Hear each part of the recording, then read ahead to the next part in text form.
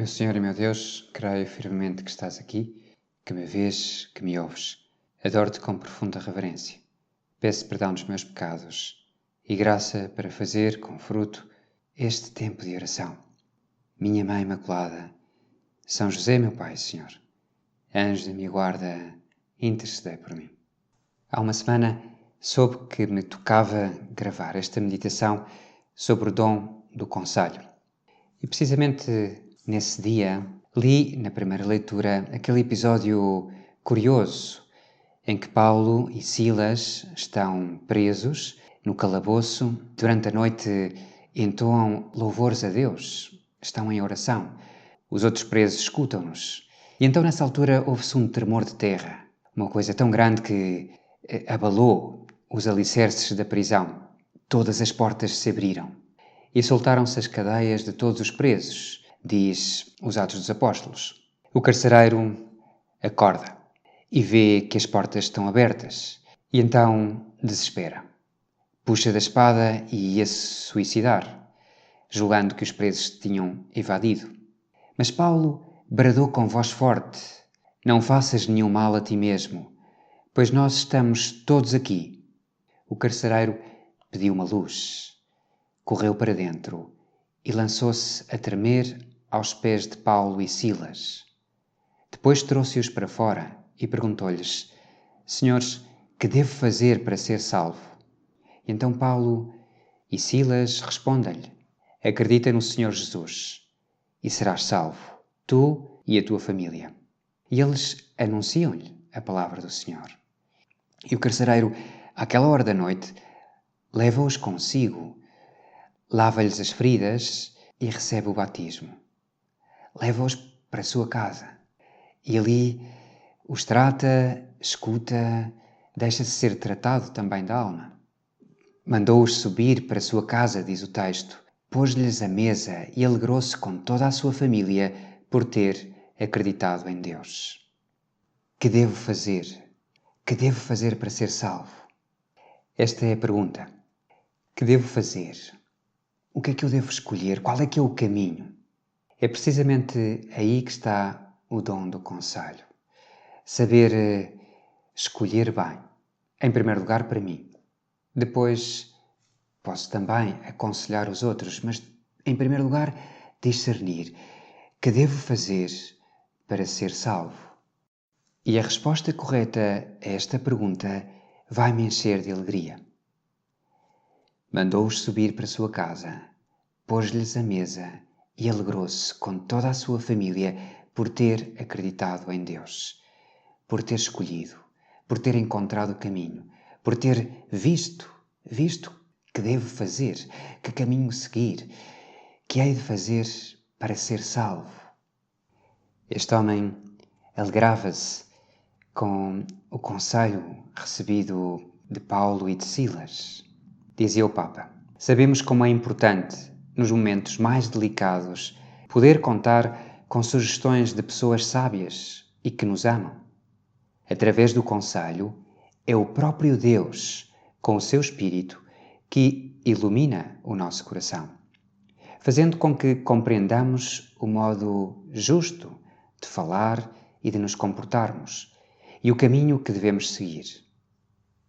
Algumas vezes o Senhor dará esse conselho através de pessoas que estão ao nosso lado e que nos aconselham bem. Mas outras vezes dar-nos-á esse mesmo conselho diretamente. Por isso o Papa diz nessa catequese, um pouco mais à frente, que a condição essencial para conservar este dom, o dom do conselho, é a oração. Gosto muito do exemplo ou do episódio da história de Colin Campbell, que conta no seu livro My Sisters, the Saints, As Minhas Irmãs, as Santas. Ela conta a sua história até aos seus 30 e poucos anos, todo o seu percurso de vida e como consegue chegar até à Casa Branca, a ser assessora do presidente. Sente-se realizada profissionalmente, mas não cheia. Aos meus 29 anos, não me sentia de todo preparada para ter filhos, mas sabia que não devia esperar demasiado para fundar uma família. Quantos mais anos permanecesse nos círculos importantes de Washington, mais me custaria sair deles quando chegasse a hora de ser mãe. E começa a ficar assim, dividida. Que devo fazer? Sente, enfim, aquela dúvida que às vezes podemos ter, sobretudo as pessoas piedosas, que têm amor a Deus e que querem, às vezes, até que seja Nosso Senhor a escolher. Ela passa um ano inteiro a rezar, a pedir a Deus luzes para saber o que fazer, se continua em Washington, porque era uma dicotomia. O marido, como era médico, estudava medicina, não tinha possibilidade tão cedo, nos próximos 5, 6, 7 anos, de conseguir ir para Washington. Portanto, se ela se queria casar, tinha que seguir o marido. E, talvez numa profissão um bocadinho, com um trabalho um bocadinho mais flexível. Senão tinha que esperar todos esses anos e não era preciso fazer muitas contas para perceber que aquele desejo de ter uma família numerosa, estava em risco se ela não tomava uma decisão. Mas estava dividida e reza. E passa um ano inteiro a pedir a Deus Nosso Senhor: dá-me luz, mostra-me, todos os dias. Até que encontra, ao ouvir uma música, através da letra, percebe que Deus lhe diz que não vai decidir por ela, que é ela que vai ter que decidir, que Deus estará com ela tanto ela escolha um caminho ou outro caminho. Mas que olhe para o seu coração e que veja que lá dentro, no seu coração, ela tem um grande desejo, o desejo de ser mãe. E diz ela, quando descobre isto, saltaram-me as lágrimas. Aquele simples refrão daquela música não era um cartaz luminoso, não era uma nota de Deus dizendo-me o que é que eu tinha que fazer. Era simplesmente um convite. Dei-me conta de que Deus não me pedia que lhe obedecesse, pedia-me que confiasse nele. Podia ficar em Washington ou viver em St. Louis. Ele estaria comigo. Mas voltar a casa era o desejo que eu tinha no fundo do meu coração. E era a opção também que exigia mais confiança. Confiança em mim, em Deus. Necessitaria da confiança que tiveram os santos, essa fé sem limites, sem olhar para trás, que lhes permitiu arriscarem-se e parecerem loucos por amor a Jesus. A única forma de adquirir essa confiança era atuando como se eu já a tivesse, dando o salto para a fé sem rede, sem nada que me salvasse, nada mais do que as mãos de Deus. Sorri amplamente, sentindo o calor do sol na pele.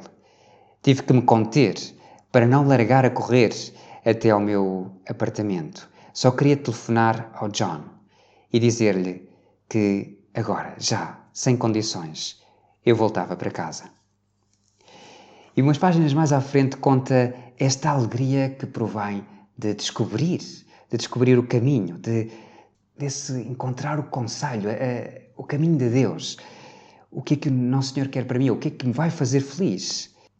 Está em Washington a despedir-se, olha para trás e vê aquelas colunas brancas e sorri, feliz. John e eu dirigíamos para Puente, mão na mão. Em breve, casar-nos-íamos. Jamais me tinha sentido tão livre. Não me senti tão livre nos meus dias de solteira, quando andava de festa em festa, nem quando tinha 20 anos, centrada na minha vida profissional, nem naquele ano que passei todo o ano a viajar pelos Estados Unidos com a Bolsa de Jornalismo. Em cada uma daquelas ocasiões eu pensei conhecer a liberdade. Mas a liberdade que conheci naquela tarde de sol de outono era outra coisa totalmente distinta. Era uma liberdade que não nasce da transgressão, nem de cortar laços, mas de se comprometer, embora custe, contando com a ajuda de Deus. Esta liberdade, mais doce e mais profunda que a mera libertinagem, iludiu-me durante todos esses anos que passei a proteger-me os meus próprios interesses e assegurando-me de que não dava mais do que aquilo que recebia. Somente ao sacrificar algo por amor encontrei a libertação.